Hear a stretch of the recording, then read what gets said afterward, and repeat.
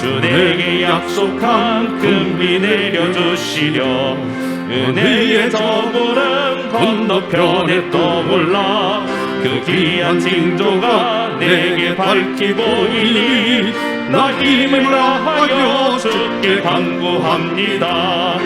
예수의 사랑 예수의 사랑 바다 물결같이 내게 임하니 영광의 물결에 온전히 쌓여서 내 영혼의 기쁨 한량없도다. 은혜의 소낙비 지금 흡족히 내려 구원의 금강을 흘러 차고 넘쳐서 내 추한 모든 죄 모두 씻어버리니 나 지금 은혜를 충만하게 받았네. 예수의 사랑 예수의 사랑 바다 물결같이 내게 임하니 영광의 물결에 온전히 쌓여서 내 영혼의 기쁨 한량없도다.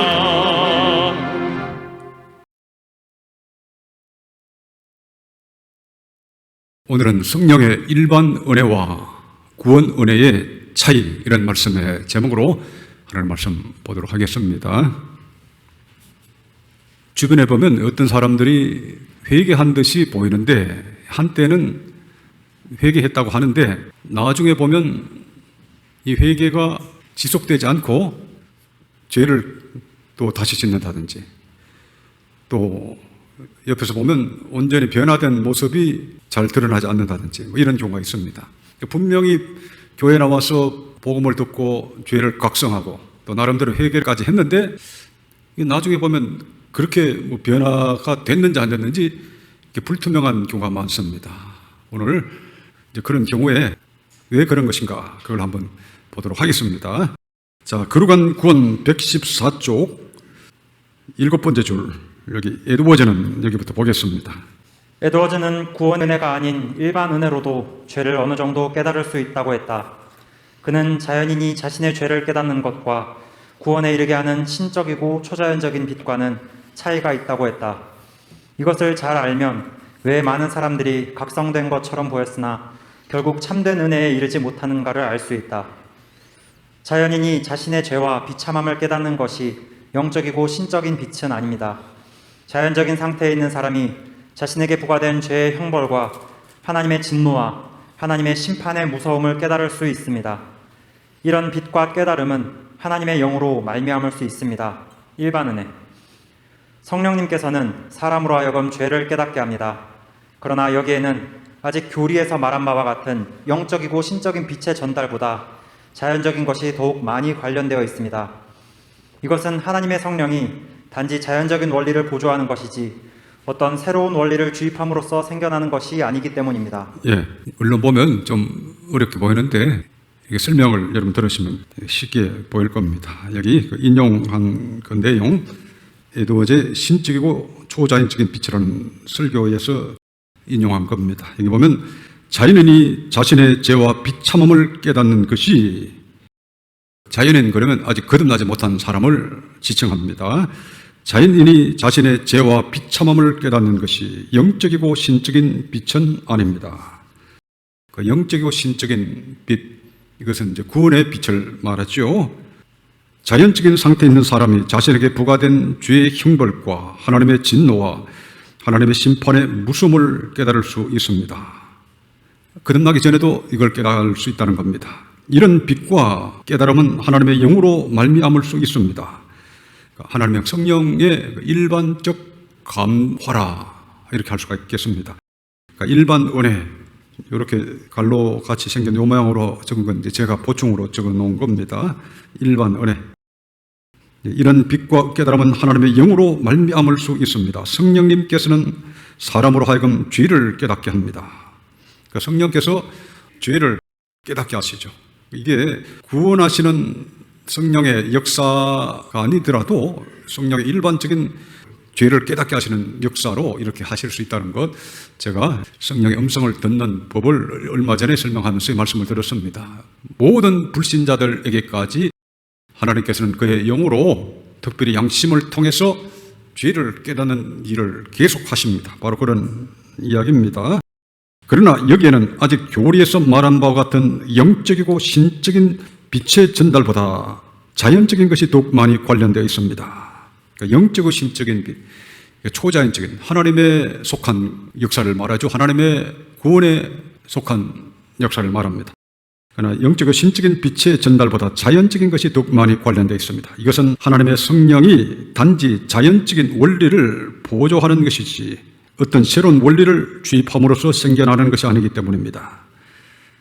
그러니까 조나단 에드워즈가 왜 2000년 기독교사의 최고의 신학자라고 인정받는 줄 알겠죠. 그러니까 우리가 영적인 이제 체험을 누구나 합니다. 택자들은 거듭남에 이를 때 모든 택자들이 영적인 구원의 체험을 하죠. 거듭남을 체험을 하는데 이걸 가장 지적으로 또 논리적으로 또 사실적으로 정확하게 표현을 한 분이 조나단 에드워즈다. 이렇게 한 분들 중에 아주 돋보이는 분이 조나단 에드워즈다. 이렇게 말할 수가 있겠습니다. 그래서 이것은 하나님의 성령이 단지 자연적인 원리를 보조하는 것이지 어떤 새로운 원리를 주입함으로써 생겨나는 것이 아니기 때문입니다. 이 새로운 원리, 그러면 성령께서, 거듭남의 성령께서 우리 심령에 내주하실 때 새로운 원리가 되신다. 청교도들, 특별히 조나단 에드워즈가 많이 사용하고 존 오웬도 이야기하고 그런 거죠. 새로운 원리. 거듭남의 원리죠. 거듭남의 원리, 새 생명의 원리, 구원의 원리를 주입함으로써 생겨나는 것이 아니기 때문입니다. 양심은 사람에게 자연적 원리입니다. 양심. 하나님의 성령께서 거듭나기 전에도 사람들에게 양심을 통해서 죄를 깨닫게 하신다는 겁니다.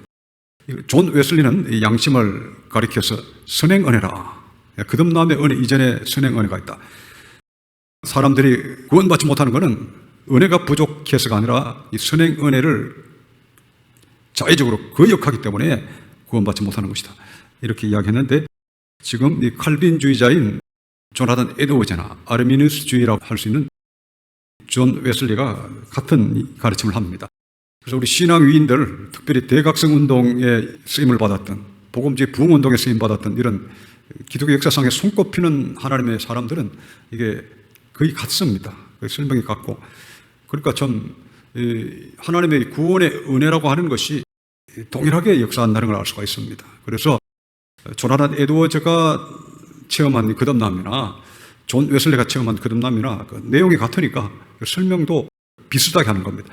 그런데 지금 이 책에서 제가 여러분들에게 소개해드리고 있는 이런 위인들 외에 일반적인 특별히 현대의 설교자들이나 신학자들은 이런 논의를 안 합니다. 이런 이야기도 안 합니다. 이게 뭔지를 알지를 못합니다. 왜냐하면 본인들이 이런 경험을 한 적이 없기 때문에 이런 논의 자체가 없는 거예요. 어려워하는 거죠. 그러나 우리 감사하게 우리 성도들은 이걸 지금도 설명하고 있습니다만 쉽잖아요. 어쨌든 존 웨슬리나 조나단 에드워즈나 동일한 내용을 좀 가르치고 있다는 걸 여러분 아시길 바랍니다. 양심은 사람에게 자연적 원리입니다. 그리고 양심은 자연적으로 스스로 하는 일의 옳고 그름에 대한 인식을 주고 지성으로 하여금 옳고 그름 사이에 있는 상벌관계를 깨닫도록 해줍니다. 하나님의 성령께서는 거듭나지 않은 사람도 때로는 양심을 깨닫게 하셔서 그냥 내버려 두었을 때보다 양심의 일을 더 잘하도록 해줍니다. 그렇죠. 양심 자체도 기능을 합니다만 하나님의 성령께서 일반 은혜로 역사하셔서 양심의 기능이 더 잘 활동되도록 그렇게 역사하신다는 겁니다. 그러나 영혼 안에서 이루어지는 성령의 새롭게 하시고 성화시키는 사역은 본성을 초월하는 것인데 이게 중요합니다. 그러나 영혼 안에서 이루어지는 성령의 새롭게 하시고 성화시키는 사역, 이게 거듭남의 사역이죠. 이때 성화라는 것은 근본적 성화. 우리가 거듭날 때 성령이 내주하시면서 우리 옛 본성이 성령 세례로 불태워 없어져 버리고 하나님의 새로운 본성을 갖게 됩니다. 그걸 성화의 역사죠. 근본적 성화. 거룩한 구원에는 근본적 성화에 대한 내용을 자세히 적었습니다. 오늘날은 근본적 성화가 뭐냐 하면 그 단어 자체를 모릅니다. 어쨌든 이게 근본적 성화를 가리키는 겁니다. 성령에 새롭게 하시고 성화시키는 사역은 본성을 초월하는 것인데 본성적으로 영혼 안에서 일어나는 일과는 전혀 다른 것입니다. 그러니까 성령의 구원하시는 역사와 그 이전에 죄를 깨닫게 하시는 일반적인 역사는 차이가 난다. 그래서 진짜 죄에 대한 확실한 회개, 복음적 회개는 성령께서 오셔서 구원의 역사로 역사해 주실 때라야 참된 복음적 회개를 하고 참된 변화가 일어나고 생활의 변화가 일어나고 마음의 변화가 일어나고 성품의 변화가 일어나고 그래서 본질적 변화를 체험하고 변화된 참된 거듭난 성도의 모습을 나타내 볼 수가 있다는 겁니다. 그래서 이 차이, 그래서 주변에 보면 난 은혜 좀 받았는데요. 나는 과거에 이래서 과거에 난 회개도 했는데요. 은혜 체험도 좀 했는데요. 이런 사람들 중에 보면 현재적인 상태를 보면 어떤 새 생명의 어떤 징표가 없는 거예요. 없는데도 이제 아련한 옛날의 추억으로 그런 사람도 많은데 이게 구별이 안 되는 거죠. 성령의 일반적 감동, 감화와 거듭남의 은혜를 주시는 구원의 역사를 구별을 하지 못하죠. 왜냐하면 이 거듭남을 주시는 성령의 구원 은혜를 체험해 봐야 이게 구별이 되는데 일반적으로 오늘날은 죄를 각성케 하시는 성령의 일반 은총에도 도달하지 않기 때문에 죄를 몇 번 각성했다 그러면 난 이제 회심한 거 아니냐 이런 사람들이 많은 겁니다. 그래서 오늘날은 죄를 각성케 하신 은혜, 죄를 깨닫게 하신 은혜 자체가 교회 교육에서 거의 다 사라져버렸습니다. 그러니까 이 거듭나기 전에 오는 이 죄의 각성의 은혜 자체를 이야기를 안 합니다. 그러니까 어느 정도 그것만 돼도 상당히 이제 영적 체험이 이제 깊다 이렇게 얘기하는데 뒤에 나옵니다만은 결과가 형편없이 남은 사람들 중에도 각성까지는 하는 사람도 있더라 하는 겁니다. 자, 그 다음 내용이 나옵니다. 115쪽 두 번째 줄부터 보겠습니다. 사도행전 24장을 보면 벨릭스 총독이 사도 바울의 설교를 듣고 마음에 두려워하는 내용이 나온다. 이것은 일시적인 죄의 각성이라고 부를 수 있다. 사람은 단순한 양심의 자연적 작용으로도 때로는 통렬한 후회와 자책을 할 수 있다. 우리 영혼의 참된 변화는 오직 성령의 구원하시는 은혜로 말미암아 우리의 영안이 열려 그리스도의 영광을 보았을 때 가능하다. 즉 우리 영혼이 십자가에 나타난 그리스도의 사랑을 체험할 때 그때 진정한 회개가 나타난다. 이것이 복음적 회개이다. 에드워즈는 말한다. 일반 은혜와 구원 은혜는 그 정도뿐만 아니라 본질과 종류까지도 다릅니다. 예, 일반 은혜와 구원 은혜는 그 정도뿐만 아니라 본질과 종류까지도 다릅니다. 이제 설명을 되는 거 알겠죠? 여기 보면 중간에 보시면 우리 영혼의 참된 변화는 오직 성령의 구원하시는 은혜로 말미암아 영안이 열려 그리스도의 영광을 보았을 때 가능하다. 즉 우리 영혼이 십자가에 나타난 그리스도의 사랑을 체험할 때 그때 진정한 회개가 나타난다. 이것이 복음적 회개다. 그러니까 일반 은총으로 죄를 깨닫고 조금 뉘우쳤다 하는 그 정도로는 이게 그것도 나름대로 아주 가치가 없는 건 아니지만 거기서 머물 수도 있다는 겁니다. 그러다가 빛이 꺼져버리는 겁니다. 그 각성의 감동이 꺼져버리면 아무 소용이 없습니다. 진짜 중요한 것은 진짜 살아계신 예수님을 만나느냐 하는 게 중요합니다. 원래 우리 2022년 우리 감사교회 모든 성도들이 살아계신 사랑의 주님을 만나도록 지금 우리가 함께 기도하고 있는데 진짜 살아계신 주님을 만나 배웠고 그리고 그 주님의 그 사랑에 감동해서 회개하게 될 때 이게 진정한 죄의 깨달음이요 진정한 각성이요 진정한 회개가 되고 자발적 회개가 되는데 이것을 복음적 회개라고 하는 겁니다. 그래서 지금 성령의 일반 은혜와 이 구원 은혜가 달리는 게 아니고 진짜 살아계신 예수님을 만나 보았느냐, 주님이 오셔서 내 어두운 영안을 열어주셔서 주님의 영광을 보게 하시느냐, 이게 진짜 일어났느냐, 이게 없다면 아무 소용이 없는데 오늘날 이 경험 자체를 잘 소개를 안 하니까 이 경험 자체가 희미하죠, 대부분. 그러니까 그 이상의 진전을 하지 못하고 내가 깨달은 죄의 각성이 이게 어느 정도 수준인지를 가늠하지 못하는 겁니다. 그렇죠. 초등학생은 내가 얼마나 무지한가를 중학교, 고등학교 가야 부족한 걸 알죠. 그리고 중학교, 고등학생은 또한 내가 얼마나 지식이 천박한가는 그 공부를 많이 한 석학 앞에 가면 부족한지 알죠. 마찬가지입니다. 이 아는 게 없으면 자기가 다 된 줄로 아는 겁니다. 특별히 교회에는 축적되는 지식이 없어요. 평생 교회를 다녀도 축적되는 지식이 없기 때문에 이게 믿음이 뭔지, 복음적 회개가 뭔지, 거듭남이 뭔지, 성령의 일반 은혜가 뭐고 구원 은혜가 뭔지 축적되는 지식이 없으니까 그 다음에 진짜 거듭난 사람은 어떤 표정을 갖고 있는지, 어떻게 살아야 되는지 축적된 지식이 없으니까 거룩하게 살고 죄를 이기고 살고 세상을 이기고 사는 그 삶에 대한 축적이 안 되는 거죠. 축적이 안 되고 죄에 자꾸 넘어지고 그냥 삶이 변화가 없는 거예요. 제일 중요한 예수님을 만난 경험이 없으니까 진도가 안 나가는 거죠. 진도가 안 나가는데도 그냥 괜찮은 줄 아는 거죠. 그래서 걱정이 되는 겁니다. 자, 그러면 113쪽을 보시길 바랍니다. 밑에서 5번째 줄 보시면 4번 죄를 깨달음으로 충만한가? 성령의 일반 은혜와 구원 은혜의 구별. 자, 그 다음 보겠습니다. 성령님께서 무엇보다 양심의 악을 깨닫게 하신다고 하지만 죄인이 죄를 자각한다고 해서 다 구원받는 것은 아니다. 온라인은 죄의 각성만으로는 회심에 부족하다고 다음과 같이 말했다. 회심이란 조명을 얻거나 죄를 깨닫는 것, 혹은 외적인 변화나 부분적인 개혁에 있지 않습니다. 조명을 얻은 사람도 배교자가 될 수 있습니다. 벨릭스는 각성을 받고 두려워했고 헤롯도 여러 가지 일을 했습니다.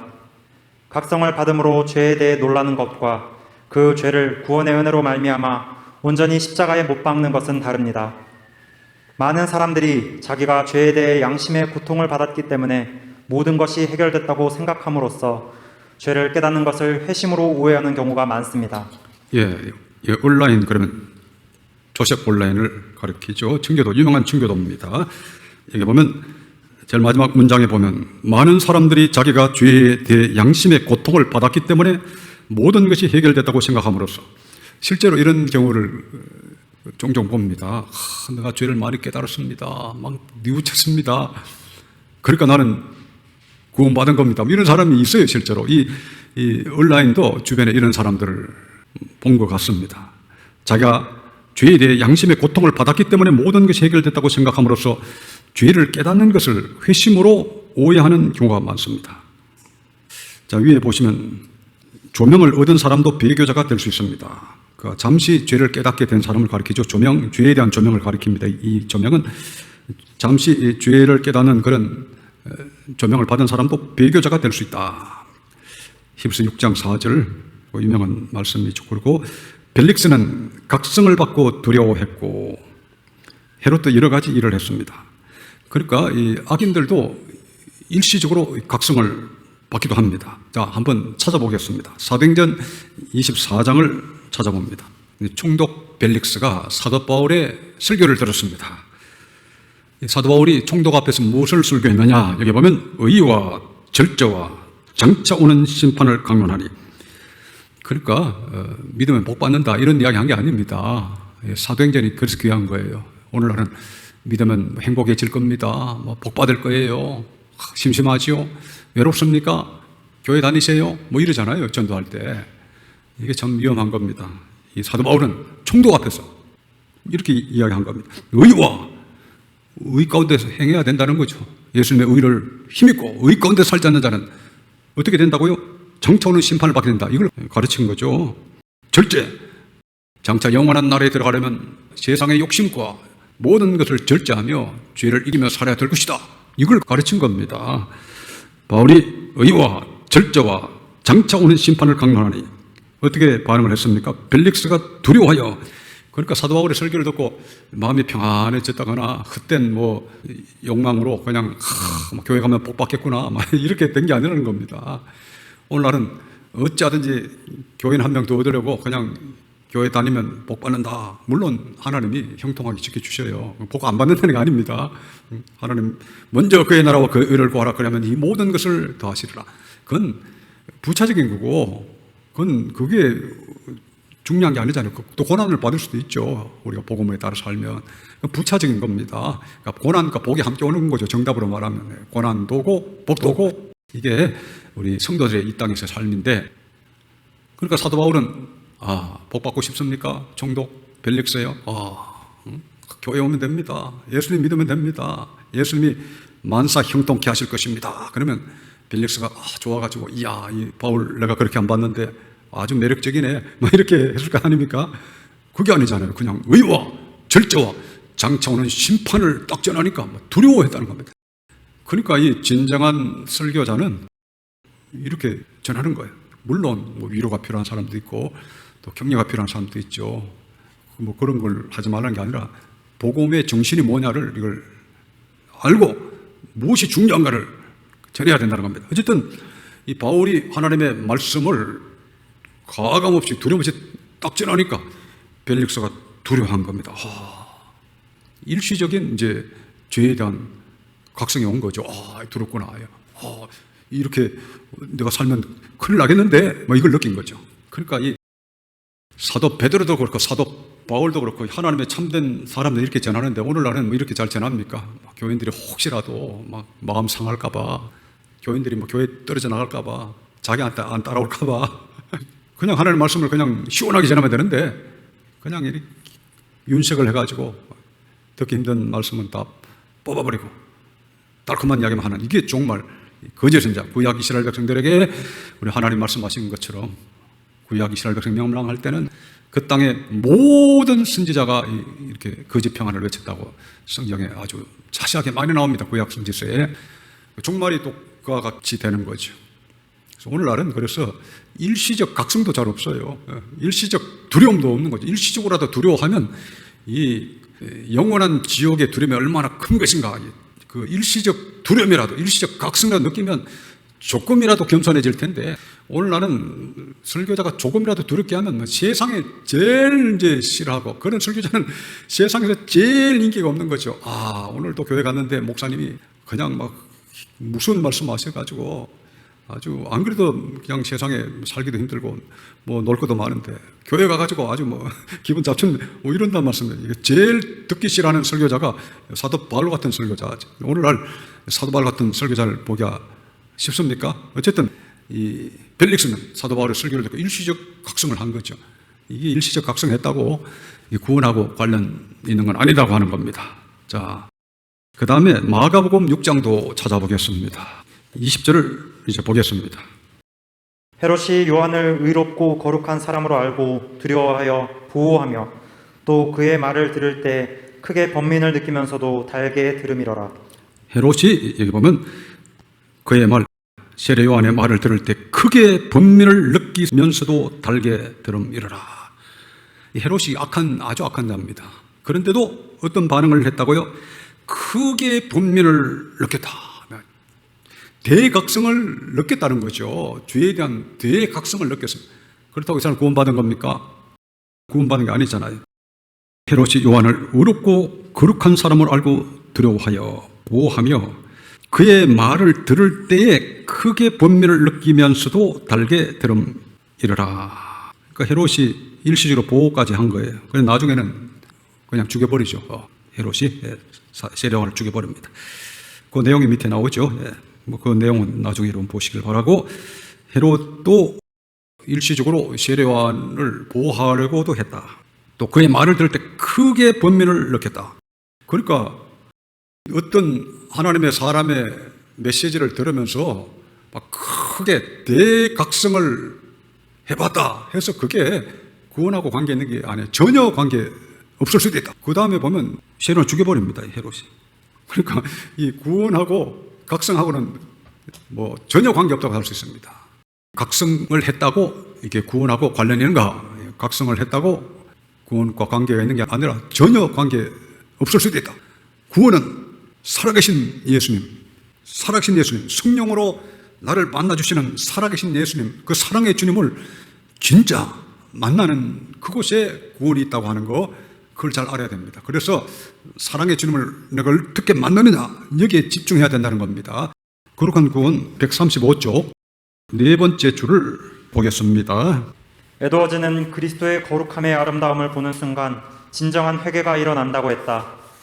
신적인 일들의 도덕적 완전함을 알 때 죄가 진정으로 악하다는 사실을 알게 됩니다. 왜냐하면 거룩함의 아름다움을 보게 된 사람은 반대로 반드시 죄의 혐오스러움을 보게 될 것이기 때문입니다. 조나단 에드워즈, 미국 1차 대각성 운동에 주역했던 조나단 에드워즈 아주 설명을 잘했죠. 기가 막히게 했습니다. 이게 보면 신적인 일들의 도덕적 완전함을 알 때, 다른 말로 하면 예수님의 구원의 그 은혜의 그 거룩함을 알 때 같은 말입니다. 신적인 일들의 도덕적 완전함, 그러면 이건 거룩함을 특별히 가리키죠. 도덕적 완전함을 할 때 죄가 진정으로 악하다는 사실을 알게 됩니다. 왜냐하면 여기 나와 있는 거룩함의 아름다움을 보게 된 사람은 반대로 반드시 죄의 혐오스러움을 보게 될 것이기 때문입니다. 거룩함의 아름다움, 이 십자가에 달리신 그 예수님, 사랑의 주님, 나를 위해서 십자가에서 피 흘려 죽으시는 그 예수님이 진짜 성령으로 나를 찾아오 주시고 내 영안을 열어서 주님의 그 영광을 보게 하시고 그 사랑을 보게 하시고 불같은 성령으로 탁 이렇게 찾아와 주실 때 어떻게 됩니까? 여기 보면 거룩함의 아름다움을 보게 된 사람은 반대로 반드시 죄의 혐오스러움을 보게 될 것이기 때문입니다. 이게 복음적 회개죠. 억지로 회개하는 거 아닙니다. 벨릭스나 헤롯이 뭐 이렇게 막 두려움에 막 번민에 뜨는 거하고 달라요. 정말 하나님이신 예수님이 나를 위해서 십자가에서 그런 보배로운 피를 흘려주시거나 그게 확 이렇게 성령의 참된 구원의 조명으로 확 깨달아질 때 이때 칭의 은혜가 나타나죠. 칭의 은혜를 진짜 받을 때 그때 죄의 혐오스러움, 내가 얼마나 하나님 앞에 부정한 자인가. 오늘 이사야서 6장에 있는 것처럼 성전에서 거룩하신 하나님을 딱 배웠고 이사야는 자기가 얼마나 부정한 자인가를 이제 깨달았습니다. 자, 그거 봅시다. 이사야서 6장 3절에서 5절을 보도록 하겠습니다. 서로 창화하여 가로되 거룩하다 거룩하다 거룩하다 만군의 여호와여 그 영광이 온 땅에 충만하도다. 이같이 창화하는 자의 소리로 인하여 문지방의 터가 요동하며 집에 연기가 충만한지라. 그때 내가 말하되 화로다 나여 망하게 되었도다. 나는 입술이 부정한 사람이요 입술이 부정한 백성 중에 거하면서 만군의 여호와이신 왕을 배웠음이로다. 예, 5절 보시면 그때 내가 말하되 그때 그러니까 주님의 거룩하신 그 현년을 딱 마주했을 때 거룩하신 하나님을 딱 만나 뵈었을 때 보게 되었을 때 어떤 반응이 나타나느냐. 화로다 나여 망하게 되었도다. 나는 입술이 부정한 사람이요 입술이 분영한 백성 중에 거하면서 만군의 여호와이신 왕을 비었음이로다. 이사야만 이 경험을 하는 게 아닙니다. 우리는 이사야보다 더 강력한 체험을 합니다. 이사야는 구약 선지자예요. 우리는 구약 선자들도 체험하지 못한 걸 체험합니다. 여자가 낳은 자 중에 세례 요한보다 더 큰 이가 일어남이 없도다. 그러나 하나님 나라에서는 지극히 작은 자라도 저보다 크다. 예수님께서 말씀하셨죠. 여자가 낳은 이 중에 세례 요한보다 큰 이가 일어남이 없다. 그러니까 이사야도 세례 요한에 비하면 아무것도 안 하는 거죠. 그러나 하나님 나라에서는 가장 작은 자, 지극히 작은 자도 저보다 크다. 그 하나님 나라 신약을 가리킵니다. 신약에 우리 성도들은 성령으로 말하면 하나님 나라에 들어가죠. 하나님 나라에 들어가는 신약의 참된 거듭난 성도들은 아무리 작은 자라도 세례 요한보다도 위대하다. 왜냐하면 우리는 진짜 살아계신 주님을 삼일체 주님, 삼일체 성령께서 주의 영께서 직접 찾아오시는 거죠. 우리 눈을 열어주실 뿐 아니라 우리 속에 내주하시면서 영원히 가시니까 이 체험이 강력합니까? 이사야가 경험한 게 강력합니까? 우리가 몇 배 비교할 수 없이 강력한 거죠. 근데 오늘날은 이와 같은 실질적인 주님과의 만남, 사랑의 주님과의 만남이 없기 때문에 이사야의 경험을 보면 야, 이거 대단하다 그러는데 이건 아주 가벼운 겁니다. 그래서 진짜 살아계신 주님을 성령으로 불같이 찾아오시는 주님을 진짜 맞이하면 저절로 회개합니다. 회개해! 이래서 회개하면 이건 율법적 회개입니다.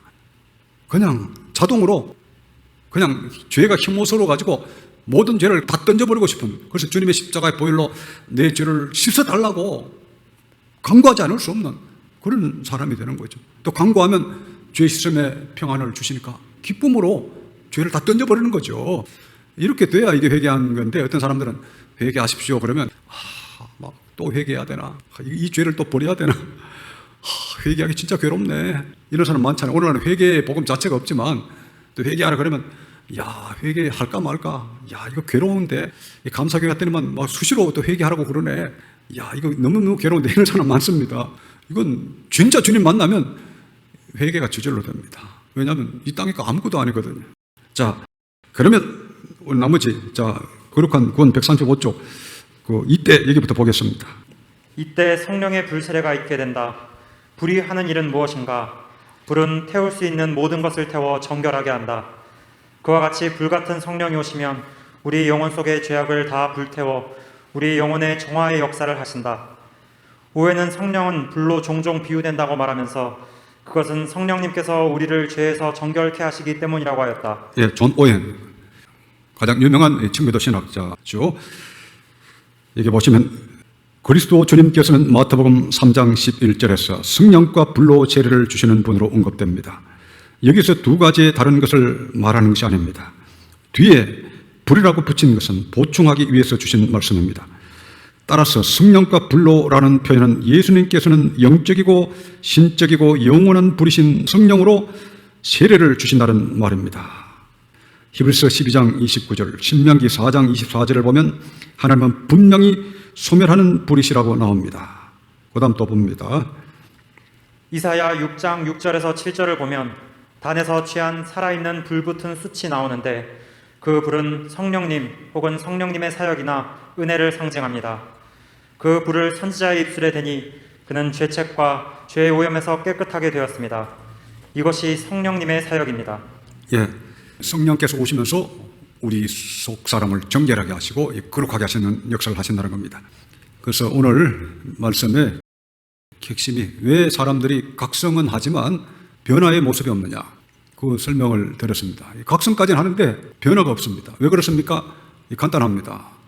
살아계신 주님을 못 만나 보았기 때문에, 이사야의 경험이 없기 때문에 성령의 조명으로 그리스도의 영광을 보게 된다. 고린도서 3장 18절 자주 말씀드렸습니다. 우리가 다 주권을 벗은 얼굴로 거울을 보는 것 같이 주의 영광을 보며 저와 같은 형상으로 하여 영광으로 영광에 이르니 곧 주의 영으로 말미암음이니라 그랬습니다. 성령으로 말미암아 영안을 내서 주님의 영광을 보고 또 저와 같은 형상으로 하여 변하여 영광으로 영광에 이른다. 그건 찾아봅시다. 고린도후서 3장 18절 보겠습니다. 우리가 다 수건을 벗은 얼굴로 거울을 보는 것 같이 주의 영광을 보며 저와 같은 형상으로 하여 영광으로 영광에 이르니 곧 주의 영으로 말미암음이니라. 예, 제대로 구원받으면 이러한 역사가 일어납니다. 우리가 다 수건을 벗은 얼굴로 거울을 보는 것 같이 주의 영광을 보며 성령의 구원하시는 조명을 가리킵니다. 저와 같은 형상으로 하여, 이게 거듭남이죠. 근본적 성화죠. 저와 같은 형상으로 하여 영광으로 영광에 이르니 곧 주의 영으로 말미암음이니라. 성령으로, 주의 영으로 이 모든 구원의 역사가 이루어진다고 하는 것입니다. 그러니까 세상에 가장 행복한 것이 예수님 만나는 건데, 이 세상에서 가장 행복한 경험이 사랑의 예수님, 십자가에 달리신 그 사랑의 예수님을 만나는 것, 그게 세상에서 가장 행복한 경험인데, 그러니까 그 예수님을, 지금 사랑의 예수님을 진짜 만나길 원하면 당장 만납니다. 우리가 눈을 열어서 노뱀을 쳐다보는데 시간이 걸립니까? 그냥 보면 되는 거예요. 아무리 멀리 있어도 보면 되는 거예요. 지금 십자가에 달린 주님을, 지금 당장 사랑의 주님을 딱 만나면 되는데, 제일 중요한 건 우리 지난 수요일 말씀했지만 어떤 사람이 은혜를 제대로 빨리 받느냐, 진실해야 된다. 그리고 순전해야 된다. 그리고 간절해야 된다는 말씀 드렸는데, 진짜 만나기 원하면 내가 십자가 앞에 지금 믿음으로 딱 가면 그 주님이 보이는 거예요. 그 눈을 열어서 그 주님의 그 십자가에 달린 그 주님의 그 얼굴을, 그 피 흘리신 주님을 보면 보이는 거죠. 사랑의 주님을 이렇게 딱 보면 그때 만나는 거죠. 그리고 사랑의 주님, 주의 사랑의 성령으로 불같이 저에게 임해 달라고 딱 진실하게 간구하면 사랑의 주님께서 불같은 성령으로 사랑의 불로 확 내 심령을 찾아오셔서 더러움을 태워주시고 거룩한 사랑으로 확 채워주시는데, 하나님이신 예수님이 그 십자가에서 탁 피 흘려 죽으셨다는 이야기를 들을 때 가슴이 터지지 않을 수가 없는 거예요. 내가 지금 그 눈을 열어서 주님의 십자가를 보면, 영의 눈으로 보면 영안이 열린 거죠. 주님의 그 십자가의 사랑, 내 이기적이었던 죄악에 찌들었던 내 영혼 속에 주님의 이타적인 사랑의 성령의 불이 점화되게 해달라고 하면, 그걸 분명하게, 과거에는 마귀의 종으로 이기적으로 살았으나 이제는 주님의 자녀로, 주님의 심장으로, 주님의 사랑으로 살기를 원합니다. 그러면 강박하지만 않으면 됩니다. 오늘 여러분들에게 이런 은혜가 있으시기를 축원합니다.